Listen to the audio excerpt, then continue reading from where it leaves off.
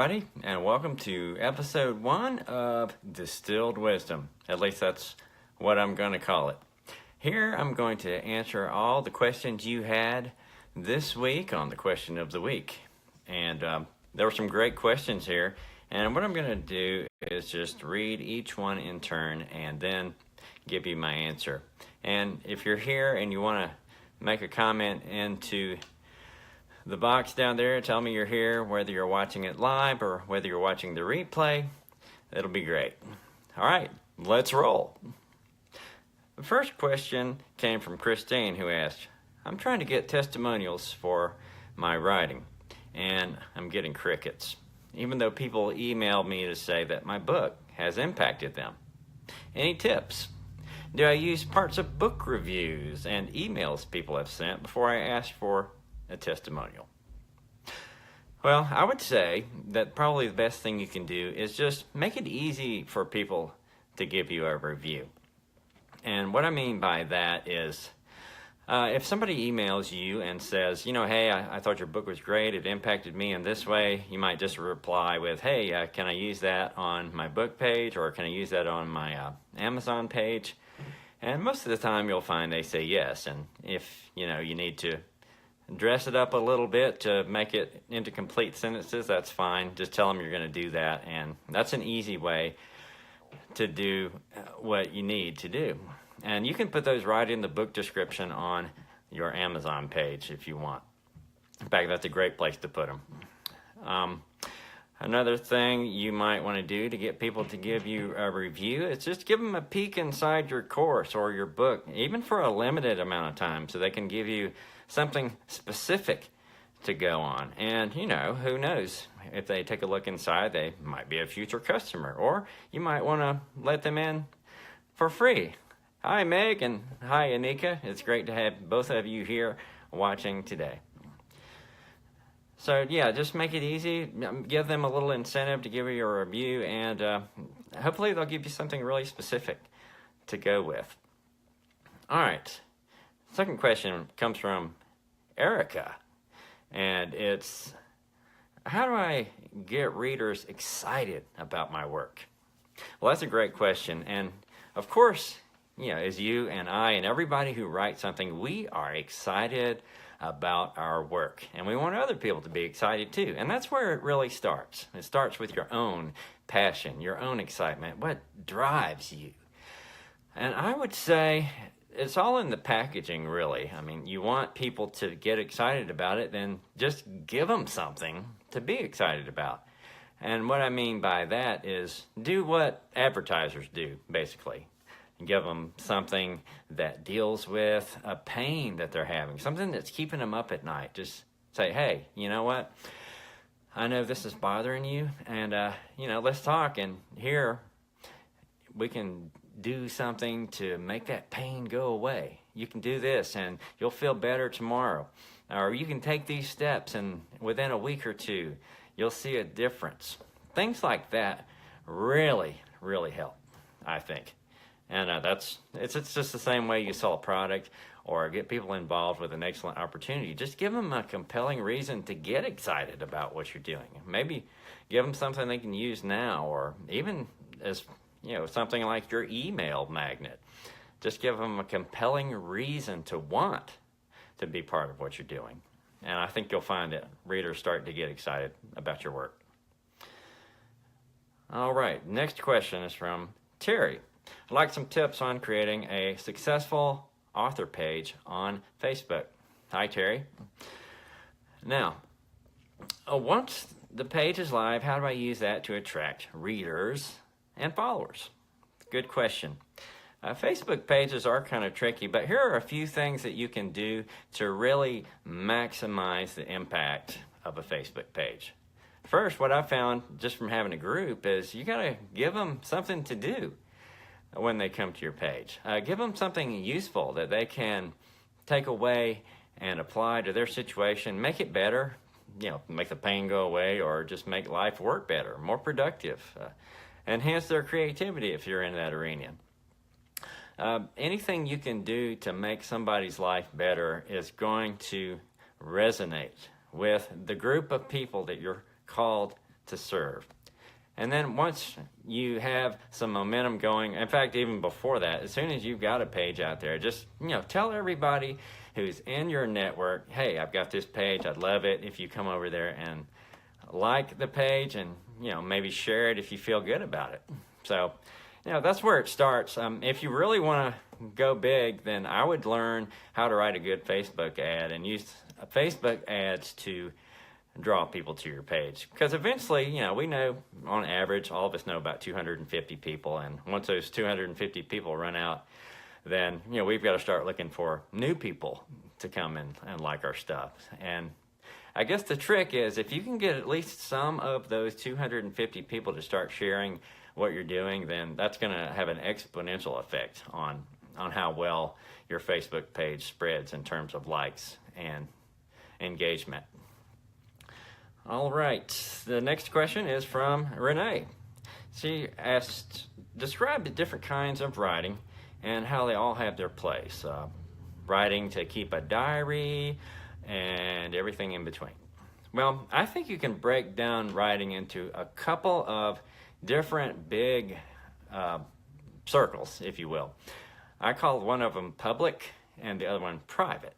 The public one is the one where you send out your email to everybody on your list, or you write a blog post, or you post on social media. All those things are public because you're sharing it with somebody. I mean, it can vary as to how many somebodies get to see that, but you are sharing it, and that's what is important. That's where you grow. That's where you can test your ideas out there in the world and say, hey, is this good? Is this bad? And you get immediate or very quick feedback on how you're doing. Now, private writing, that's pretty important too. That's where you're going to take all the raw stuff and test it out, where nobody's going to see it, where nobody can criticize you, where you're the only one that's going to sit there and say, well, this stinks, or man, this is great. And then you take that raw stuff and you work with it a little bit, and you can then take it out into the world, or you can choose to keep it to yourself and have a place to rant and have a place to think. And as a sort of a thinking extrovert, I need that space myself. And I probably have a stack of notes in my top drawer that's probably, I don't know, if I were to pile it up, it'd probably be good 6 or 8 inches high. I mean, that's a lot of stuff. And so you need the private writing in order to make the public writing really the best it can be. So I would say those are the two big main circles of different types of writing, and you need both really to maximize your success as a writer. Now, the next question comes from, sorry, I'm dealing with technology here, old iPhone. Meg, okay, and this is a little bit longer, but I'm going to read it so you get the whole context. Said, yes, I found out I'm having an inner resistance when finishing my work, especially when it comes to larger bodies of work. It's such a struggle. I wouldn't call it laziness or a lack of skills. It's exactly resistance. And it grows stronger when I'm close to completion. Now, I'm not sure of the feeling. It's not fear, at least that's not how I perceive it. I'd rather call it some form of anxiety leading to procrastination. Distractions are just convenient excuses. They're not valid reasons. I would agree with that.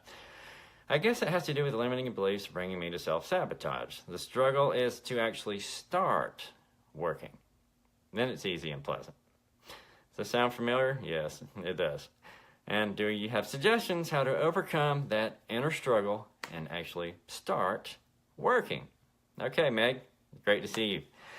Now, I would say that, yeah, fear is probably part of it. That's something maybe that's based in, I don't know, maybe a lot of us deal with perfectionism. I used to be a visual artist long ago. And what I would do is, I have several pictures around the house, and I spent hours and hours and hours pouring myself into those pictures, paying attention to every stroke on the page and just trying to make that portrait look exactly like the people that were in it. And that takes a long time. But there's one lesson that I learned from that stuck with me, and is that the material you work with when you're doing visual art has a limited life, right? I mean, you can only erase so many times. You can only scratch on it so many times before the paper starts to deteriorate. And once that happens, then, well, that's a signal that, okay, you've done enough, stop, let it go. So what I would say the lesson from that is, the best thing to do is when you're planning a blog post or a book or what have you, set some time limits on how long you're going to spend on each part. And I think when you do that, you force yourself to work hard and do your best work. Secondly, I think you limit the amount of influence that perfectionism and procrastination has on the finished product. I mean, let's face it, it won't be 100% perfect when you're done, but what your goal should be is to make it effective for the people you're trying to reach. And you do that when your work resonates with the people that you have in mind when you crafted your message. And of course, the beauty of digital products is, whether it be a blog post or a book or what have you, is that if you come back later and say, I think I could improve that a little bit, there's nothing to stop you from coming in and improving that. But again, I would say just try to set some kind of a time limit on everything you do. And you also mentioned it's tough to get started. Well, here's what I do when I want to get started. I'll just set some kind of a goal for the day. Like, okay, I want to come up with a title for my blog post. So my goal is to write, 10, 20, 30 different headlines that I'm going to use. And if I get that done, then that's awesome, because, I met the goal I set for the day. Something small, but something doable. If you're working all day long and you're just trying to squeeze this thing in to wherever you can fit, then that's great. That's great. So just, keep that in mind when you're doing something. Set a goal that you can reach, and then if you can do something extra, man, you feel good, and maybe you can set the goal a little higher the next day. But every little accomplishment is something worth celebrating. It's something that's going to, as you say, move the momentum ball forward. That's generally the hardest part, especially on a large body of work. Like, say you're writing a course or writing a book. If you can write the first chapter or even write the first paragraph or the first sentence of the first chapter, then that creates momentum, and you can build on that and grow and get that product finished. All right, the next question. Oh, there was one more thing that I can say about that too, as if you're having trouble getting started, you need a friend. You need somebody who's going to hold you accountable. Somebody who's going to kick you in the butt when you say, oh man, I meant to get started, but I didn't. And of course, you got to be honest. You can't, if you want this to work, you got to tell them, yeah, I did something, or no, I struggled. I couldn't get it done. So yeah, you do need somebody that will hold you accountable, but not criticize you, but still, help you move toward what you said that you want to do. So that would be the third thing. All right. Blake asked, how do we get our work done and stay focused and on course amid endless distractions? And boy, there are lots of those. So what are some things that you do to keep writing that aren't the usual cliches? Okay. Well, the first thing I would say that I do is I think backward. And what I mean by that is, let's say I want to write a blog post. Before I even put down the first word or select the pictures or anything, I decide, okay, what do I want to accomplish when I'm done with this?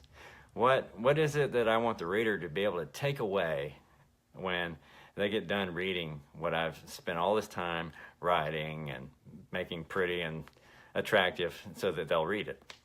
And once you got the big picture in mind, what it is you want to accomplish, what change that you want to make in people, then you can work backward from that. Okay, I need this title. I need to write these points in. I need to put in these pictures to emphasize those points, and so on and so on. And I think those are just, if you're working towards something and you know what that something's going to be, then I think that helps a lot.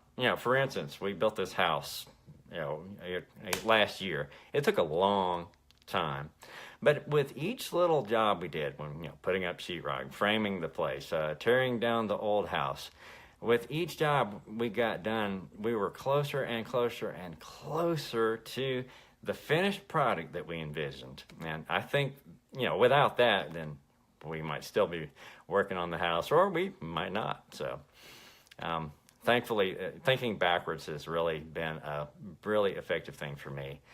One more thing I would say that you should have, and this is more general and maybe more global if you want to look at it that way, is you need a mission statement. I mean, what is Blake, what is Frank, what is whoever you are watching about?